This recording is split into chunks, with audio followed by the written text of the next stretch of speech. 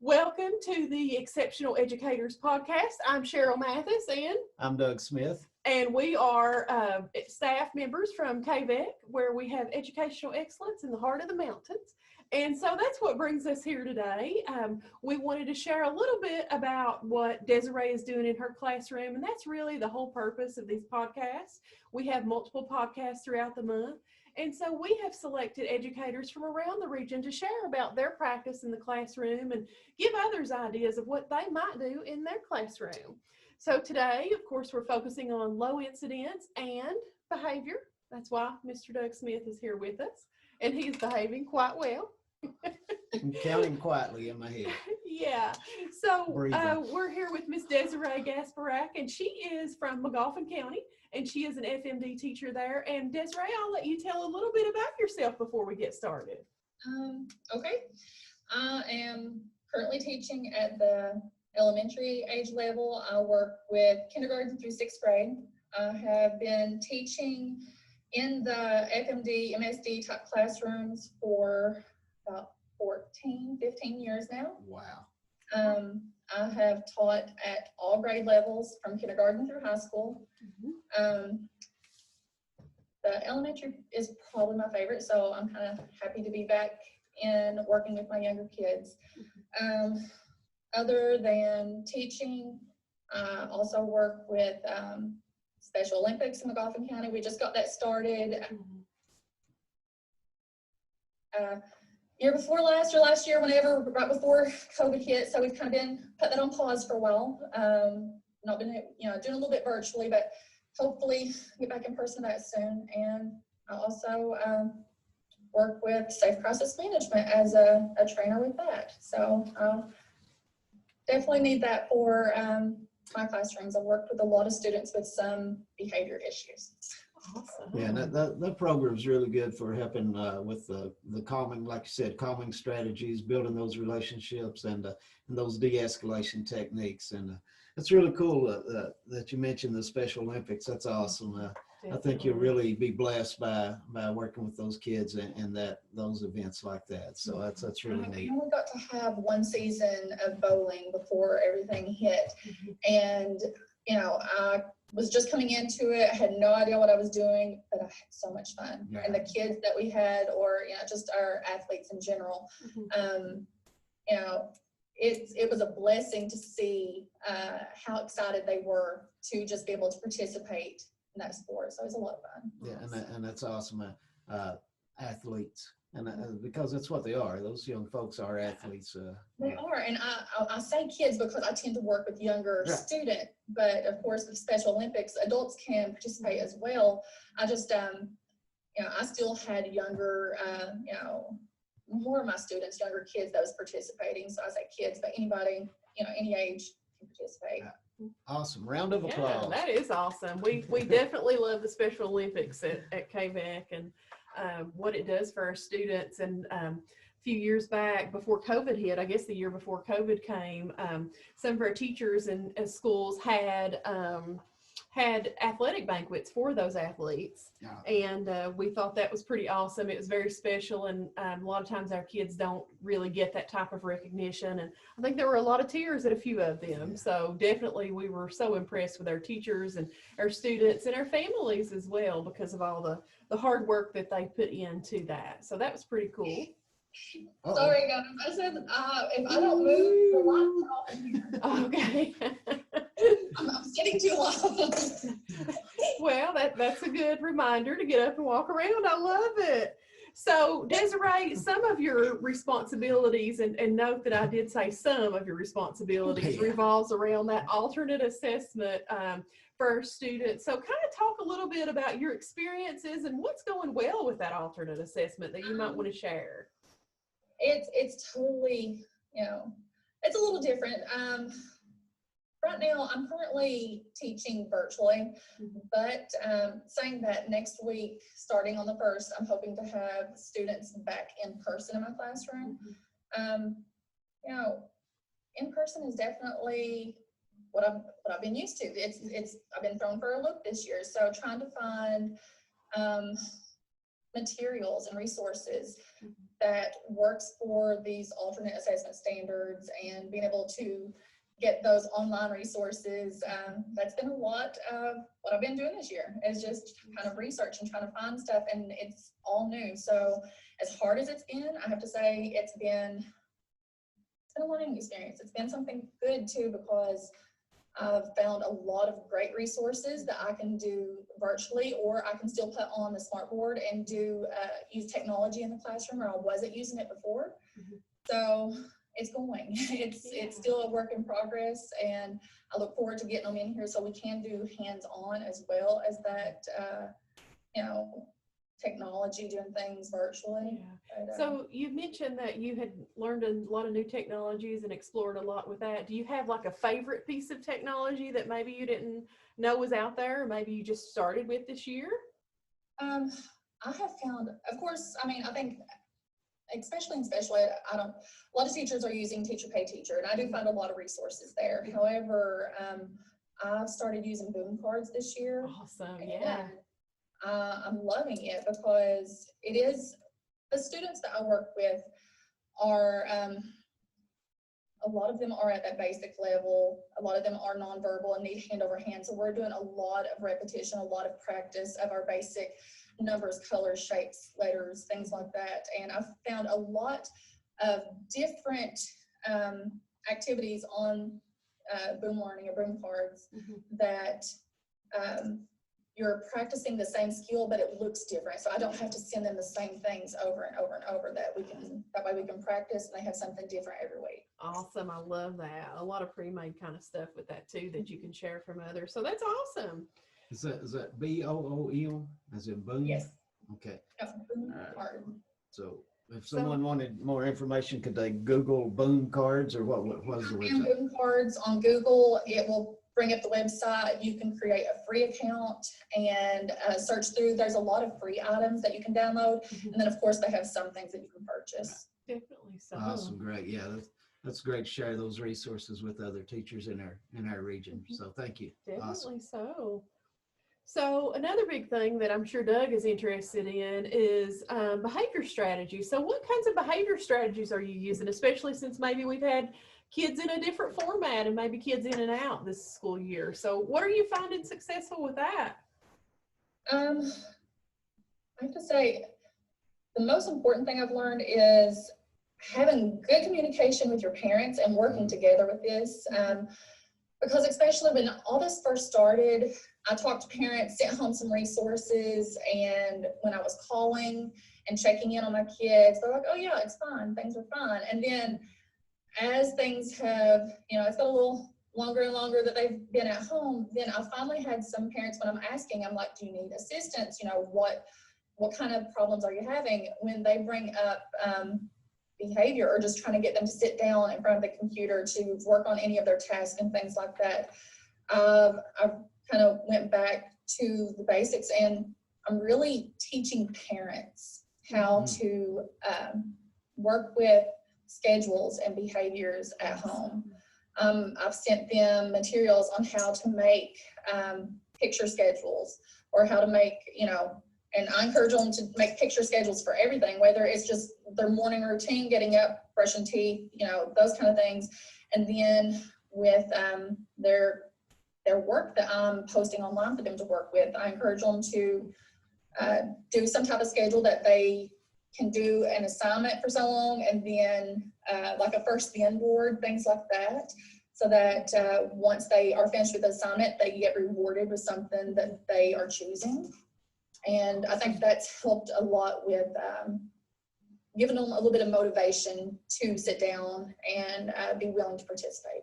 I love that. I think with the just my thoughts on it, with the schedule, the visual schedules, picture schedules, and that, just getting those kids, getting not just your kids, but all kids on that schedule. Make sure that you stick with that schedule, just like you were in a brick and mortar setting. I mean, because if you let me sleep for an extra hour this morning, tomorrow it's going to be 2 extra hours. So then you get off that schedule and off that routine, and you really start having those behavior difficulties, and you don't have the kids participating and don't have that motivation. So I really like that idea. Just a great idea. Staying on that schedule and keeping things consistent. That's usually my best advice to parents is be consistent. You know, whatever you're doing, try to be consistent with them. Give them lots of positive reinforcement when they're doing something right. If it is becoming an issue that you're about to have a tantrum, give them a little bit of power by letting them make a choice, but give them 2 choices. Like it could be 2 things that you need done. Don't give them whatever it is they want. If they want an iPad or something, just don't throw something at them that they want. Give them 2 choices. Would you rather do math first, or would you rather work on colors first? You know, that way it feels like they feel like they're a little bit more in control when they're making that choice. Yeah, and I love that, to make students feel in control. That's probably one of my #1 behavior strategies in reality, is just to give kids a choice, because so many times we tell the kids, you know, what they're going to eat for lunch, when they're going to go to recess, when we're going to do all these things in school, and usually they don't really have a choice in the matter. So I find that is the quickest and easiest behavior strategy to implement. Yeah, that empowers those students too. So I mean, that's a great idea. Love the suggestions. As adults, you know, we get to kind of pick if we're going to have school lunch, or if we're going to have lunch from home, or, you know, we have some picks. So yeah, that's definitely pretty awesome. So speaking of home and addressing issues at home, how are you doing with your students with social emotional learning? How are those students holding up? You know, again, I rely a lot on parents to communicate. Most of my students that I work with are nonverbal. So I rely really heavily on talking to their parents every week and asking, you know, how they're doing. I do encourage them through, I have a morning meeting set for every day that we do some fun stuff with music. We do some basic calendar skills, but one of the things that I put into my morning meeting is definitely kind of a meet and greet, and how are you feeling? Are you happy? You know, are you sad? Are you overwhelmed? And we have some task cards, like some picture cards for my kiddos that are nonverbal, that the parents can, you know, show them, and hopefully that try to teach them to match and be able to show their feelings. So I do that every day. And then also I do a journal time with my students every day. And when I say journal, when I have students that are verbal and able to tell me how they feel, or able to respond to something that I've read to them through writing, then I can ask them what they think about something I've read, or how they feel about it. For my other students, I let them draw pictures and work on scribbling and just, you know, holding writing utensils. But I usually try to work in every week, at least one day a week, reading a book about emotions or behaviors, things like that. And it's just a good reminder of, you know, how you should respond to emotions, the correct way to respond to emotions. And other than that, I've talked to parents about if we have some certain behaviors that's going on at home that the parents want to try to improve on, then we'll look at things like social stories and things like that the parents can do at home. Yeah, I love those ideas. And I think it's also important, like you said, you're doing the check-in with the students, with your kiddos, but also doing that check-in with the parents. That lets them understand that you're there to try to help them. You know that they're struggling and some of the things that they're going through, and so you're there for them as well. And like you said before, the good communication with the parents and building those relationships with the parents will go a long way when you get back into the in-person setting, and that connection you can have there as well. So awesome job. All right, definitely so. So let's talk about progress monitoring. So how's that going with students off campus and virtual learning going in full force? It's a little harder. I mean, it is for me. This has always been an area that I struggled more in. And the best advice I can give anybody is get organized early in the school year. As soon as you get back, my go-to thing has always been I make a binder, 3-reading notebook, whatever, for each one of my students. And we have a copy of their goals and objectives, and then any kind of lessons that I have geared toward those goals can be put into the folder, or at least have some kind of progress monitoring form for each one of those goals. And then when they're in the building, everything's all together. It makes it so much easier to just grab a clipboard or grab a folder and be able to sit down and make your tally marks, make your plus and minuses on if they have, how they're doing with any certain skill. I tend to do that. I always say that Fridays is my progress days, but at least I try to do it once a week, once every other week, so that I'm getting good, consistent scores to see how they're doing, and then we can add them up later. Also, again, communication is everything, because this year doing things virtually, when it was here in the building, I teach my paraeducators to help me with this. I teach them right off the bat how to take progress. I show them the forms, I show them what we're doing, and sit down with them with a student, teaching them how to progress monitor on things. And now I rely a lot on parents. So some things I can see online, some things I can't. Starting out, I had a lot of behavior goals, and those are things that it's hard for me to see virtually. So starting out, I had to rely on my parents. I talked to them each week and explained and had them try to keep track. And then as the year went on, when it was time to update IEPs and things like that, we have opted to move away from as many behavior goals while doing full virtual instruction, and work more on goals that was easier for us to track. And then that's something that I encourage the parents to keep working on those behaviors at home, but when we get back to full instruction, then we can work on those at school as well. Yeah, it's awesome. It'll be interesting to see how those students have changed and matured and all those kinds of things when they get back, and maybe some of their behaviors that had been a previous concern may have went away. So that'll be really fun to see how the students has grown.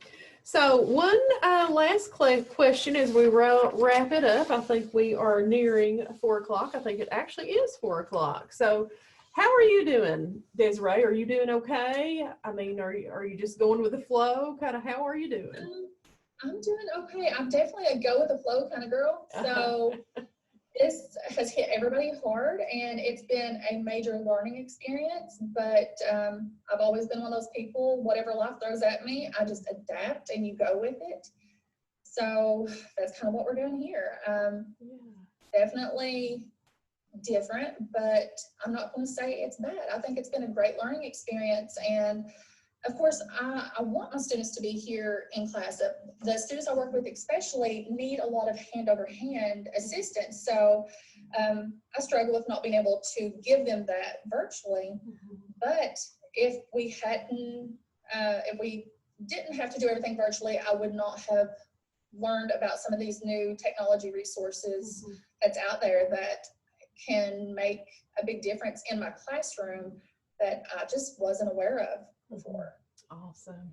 Yeah, I definitely think the face of education has changed for the better just because of all the time that we've had to learn the technology that's out there. There's so many things that could definitely help our kids. So yeah, but it's like you said, it's been a learning process, but it's been a learning process for everyone. So, absolutely. And we can look back even on, us. Yeah, I can look back on when I first started, and I've got a little bit better. And I'm not really great yet, but I've got a little bit better, and we are learning more each day. So it is, but awesome job. Yeah, awesome job. We sure do appreciate the job that you're doing, and all the time and effort that you spend instructing kids, because we know that's the most important thing for educators as we hopefully move back into in-person instruction especially. So thank you for joining us, Desiree. We appreciate your time and all of your answers and the exciting new things. We've learned some new things today, so thank you so much. Yeah, just a couple of things I'd like to wrap up with. I was really excited to learn about the BOOM, B-O-O-M cards. That was really cool. That's a great resource that not only hopefully folks that watch our podcast or listen to the podcast can learn from, but we can share that information as well throughout the region. Also, awesome. I love the way that you said good communication with parents was key. And you know, because you mentioned that you were teaching them how to use the visual schedules, how to use first them boards, things like that. All the things that you're teaching the parents to use. Maybe when we get back into this brick and mortar or in-person setting, then they will still continue to use that stuff with their young person, their kiddos at home, and that'll make your job and their job a lot easier. Just the communication and just learning how to use those things. The morning meeting check-in. Yeah, I love that. Yeah, that is awesome. I mean, That's because awesome. you got to, just like you said, even though we're go with the flow, whatever happens, we still got to make sure we check in on those little fellows' mental health, you know, needs, and that we're still letting them know that we're here, we care for you, we really miss you, wish you were in class. But I love the morning check-in, and you could even adapt and teach your parents how to use like the check-in and check-out as far as a way to adapt that to a virtual setting. And then just like I said, just teaching the parents and the way you said, the consistency, being patient and showing empathy to your kids. I commend you. Very good job. Awesome job. All right, Well, thanks. Guys, I appreciate you asking me to be part of this. It was great. Oh, you're welcome. Thank you. Thank you for joining us. So, All right, so this has been the January edition of the Exceptional Educators Podcast with focus on. next week, I think it is Miss Chastity Craft with literacy. Oh yeah, And then definitely check us. Monday after that is Miss Bonda Adams and Miss Stephanie Kidd with math. Math wisdom for us. And then week after that's me, behavior. And then Miss Cheryl, low incidents. But Yeah. we'd like to thank you, Miss Desiree. Really appreciate your participation and all the information that you provided us. And thank you, Miss Cheryl, for letting me be part of your podcast. Appreciate it. All right. And thanks everyone for listening. And Thanks a we'll lot. We'll holler at you later. See Thank you y'all. guys. Bye.